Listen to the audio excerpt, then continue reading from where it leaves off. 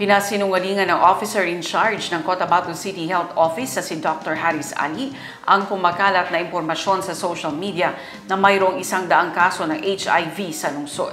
Ayon sa City Health, 39 ang kabuuang kaso ng HIV na naitala sa syudad ngayong taon. Idetalye mo, Joelyn de la Cruz.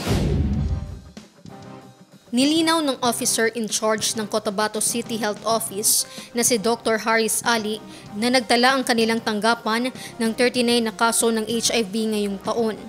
Taliwas ito sa kumakalat sa social media na mayroong 100 kaso ng HIV sa syudad.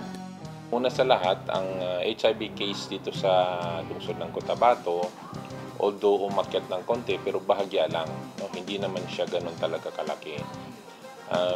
Last year, na 2023, we have 36 na positive confirmed case for the whole year of 2023. Itong 2024 naman, since October lang, we only have 39 cases. So, tumas lang ng, let's say, 3 cases or 3 patients. Yung 83 na sinasabi nila na data, that was BARM-wide yun. BARM-wide data yon. So that includes already the Cotabato City. So 39 ang sa Cotabato doon and 44 nun is sa outside Cotabato. Okay.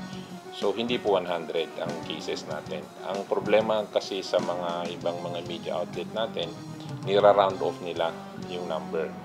When it comes sa mga ganitong statistics, hindi dapat nila nira-round off, no? Kasi isang point lang ang madagdag, that's considered one patient already, one HIV case. So, very significant po yun. So, just let be accurate, no? Ang cases po, farm-wide for this year is 83. And only 44 of that are outside city and 39 of that are sa Cotabato City po. So, yun lang yung case na gusto kong ituwid. Sa mga nagnanais umanong magkonsulta, ayon kay Dr. Ali, libre lamang ito. Huwag po silang mag-alala regarding sa privacy dahil complete kwan po yan. Ang pinangangalagaan po natin ng confidentiality po ng information.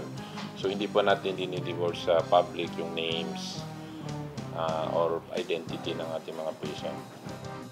Nananawagan naman ng doktor na bago magpalabas ng anumang impormasyon, tiyakin na ito ay verified upang hindi magdulot ng pagkabahala sa publiko. Nakakabahala nga po, no? May mga nababasa ako sa social media, especially sa Facebook, no? Galing pa naman sa mga, I would say, reputable media outlet na nagpo-post sila ng data na hindi naman verified, no?